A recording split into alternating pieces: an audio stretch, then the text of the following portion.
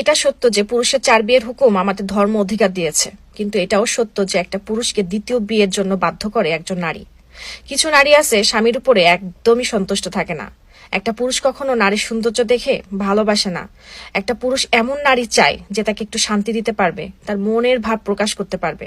আর পুরুষ এই সব যেখানেই পাবে সেখানে ছুটে চলে যাবে, হোক বিয়ের বয়স 10 মাস এবং 10 বছর, তাতে কোনো যায় আসে না।